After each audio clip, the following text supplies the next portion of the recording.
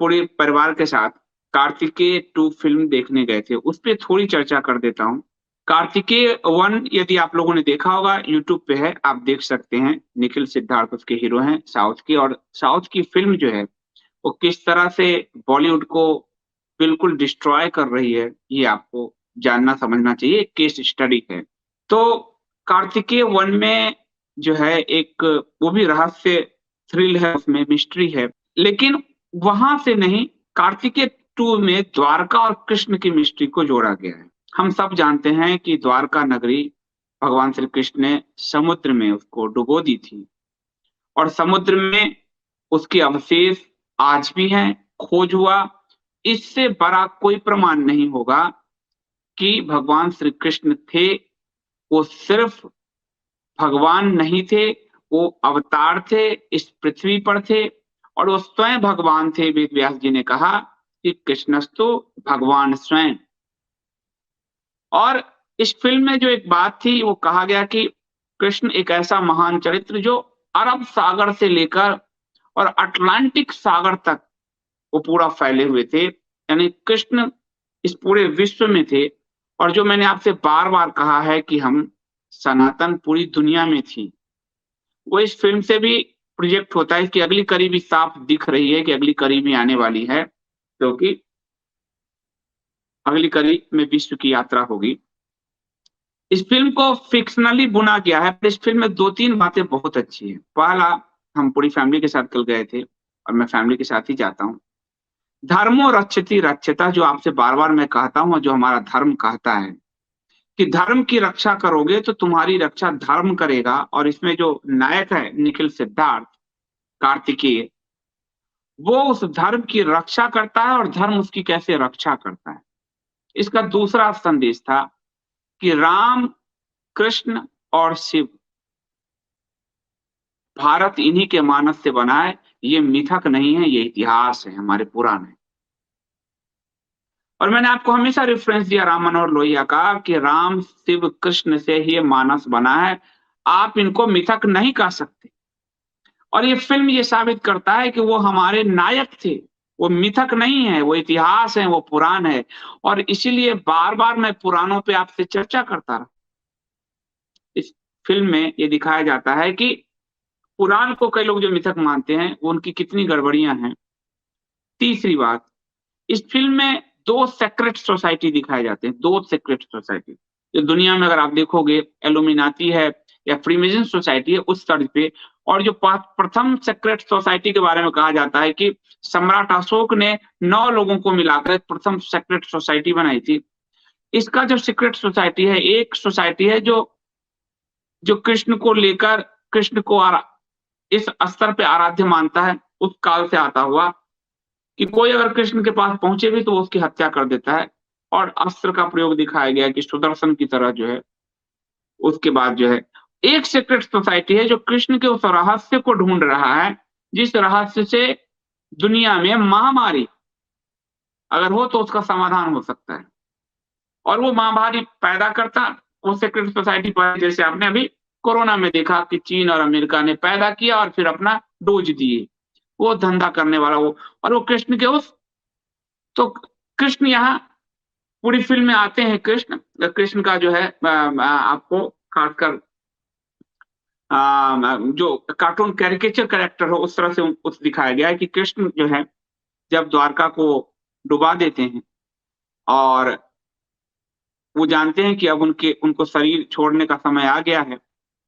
और एक शिकारी बाद में दिखाता है कि वो तीर पे बांसुरी बजा रहे हैं, और शिकारी जो है वो तीर मारता है और भगवान गोलोक पधार जाते हैं।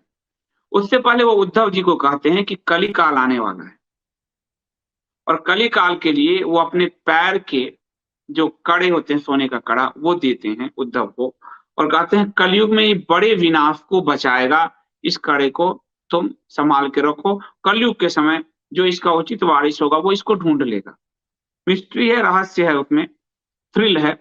तो ये पोर्शन उन्होंने काल्पनिक जोड़ा, कथा कहने के लिए होता है। और फिर उद्धव जी उसको जो छुपाते हैं, और उसी कड़े की तलाश में पूरी फिल्म जो है, और आपको फिर वो कहानी की कृष्ण क्या थी वो आपको बताया जाता है। उस स्तर पे उसकी खोजबीन होती है। और तो और अनुपम खेर इसमें बॉलीवुड से हैं, छोटा सा रोल है।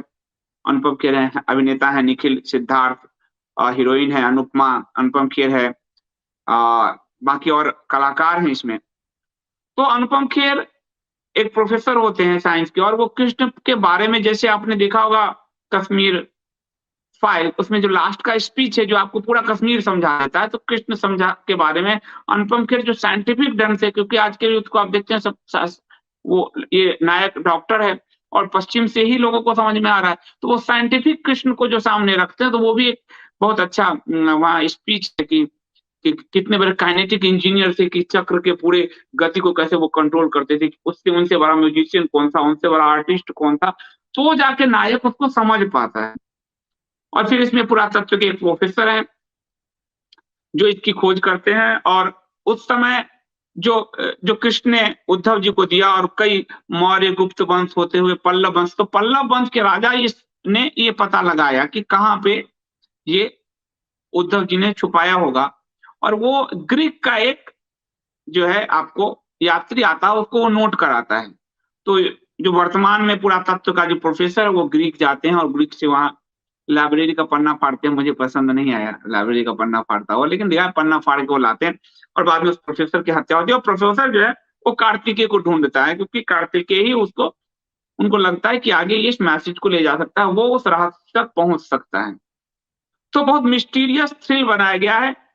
कथा निश्चित तौर पे काल्पनिक है, परंतु उसके जो 3-4 बड़े संदेश हैं कि धर्म की प्रकृति बहुत तुम्हारा इम्तिहान लेगी। सांप कैसे उस करे की रक्षा करते हैं, लेकिन जो धर्म की रक्षा करता है उसकी कैसे वो रक्षा भी करते हैं।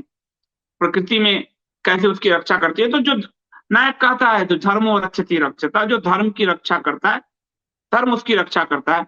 और पुरानी इंजीनियरिंग आपको दिखा, उस समय आपको अभी से हाल फिलहाल में पल्लव वंश का एक चित्र वायरल हुआ था। पल्लव वंश का ये मैं कल शेयर करूंगा। उस जमाने में कंप्यूटर नहीं था, लेकिन पल्लव वंश का राज देखिएगा, कंप्यूटर बना हुआ है जो मूर्ति है। और तो जिस समय बिजली नहीं था, और पांड्य पल्लव वंश के समय का है ये शायद मामला, उस समय कंप्यूटर्स के चित्र बना लिए गए हमारे यहाँ। हमारे यहाँ जो त्रिकालदर्शी की कल्पना है वो यही है कि भविष्य पुराण भी हमारे यहाँ लिख दिए गए पहले। और आपने देखा कि वेद व्यास जी ने सिर्फ थोड़ा सा हाथ रखा तो संजय त्रिकालदर्शी बन गया। तो आप सोचो वेद व्यास जी जो है कितने बड़े त्रिकालदर्शी होंगे, चिरंजीवी हैं। तो एक तो धर्म और रक्षति रक्षिता, दूसरा शिव और राम और कृष्ण। अब आपको मिथक नहीं मानना। सत्योलॉजी वाले आदित्य जी इतना लगातार प्रयास कर रहे हैं, मैं पुराणों की कथा लाला के आपको इतना प्रयास कर रहा हूं। वो मेरे इतिहास पुरुष है, पुराण और इतिहास, वो हमारे इतिहास पुरुष है। शिव कैलाश आप आज भी आपके पास है, फिर भी आप इतिहास पुरुष मानते हो। अयोध्या नगरी मानव इतिहास की प्रथम राजधानी, तब भी आप मिथक मानते हो। डूबी हुई द्वारका ढूंढ ली गई पुरातत्व, तब भी आप मानते हो। तो आपके कॉन्फिडेंस को कितना छीना गया, कितना छीना गया, कितना डैमेज किया गया। आप सोचो कि कल को कह दे, ये तो ऐसी स्थिति हो गई कि आपके पिता को 4 लोग कहे तुम्हारे पिता नहीं, तो आपके कॉन्फिडेंस डोल जाए। ये वही वाली बात हो गई।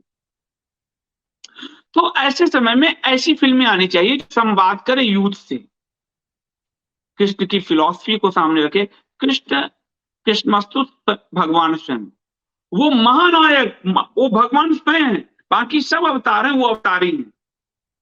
और वो क्या है जो वो नहीं, उनसे बड़ा युद्ध नीति, युद्ध कला किसके पास है, उनसे बड़ा ज्ञान किसके पास है, उनसे बड़ा संगीत किसके पास है, उनके बड़ा विद्रोह, प्रथम राजतंत्र के खिलाफ जो प्रथम विद्रोह है वो परशुराम जी करते हैं। आप देखेंगे वो विष्णु के अंश अवतार हैं, तो परशुराम जी करते हैं। राजतंत्र के खिलाफ मानव इतिहास में प्रथम विद्रोह का उदाहरण है परशुराम जी का। और भगवान श्री कृष्ण बालपन में जो प्रथम विद्रोह करते हैं, कि जब वो मक्खन दही आदि को कम टैक्स लगाता है कि हमारे यहाँ देना हो, तो वहां से विद्रोह करते हैं। तो कृष्ण को आप पूरी जिंदगी 10 जिंदगी लेंगे तो भी भगवान कृष्ण नहीं समझ में आएंगे। तो कार्तिकेय जैसी फिल्में बननी चाहिए ताकि यूथ कनेक्ट हो, वरना पश्चिम आपको मिथक मिथक कह के आपसे, अगर आपकी माता जी नहीं आपको बताए और दुनिया कहना शुरू कर दे कि तुम्हारा बाप ये, तुम्हारा बाप ये, तो 5वें आदमी के सुनने के बाद आप कहोगे कि मैं किसी और का बेटा था। ये आपके कॉन्फिडेंस का हाल हुआ है। तो मैं आपसे कहूँगा पूरे परिवार के साथ कार्तिकेय 2 देखने जाइए, नहीं गए हैं तो जाइए।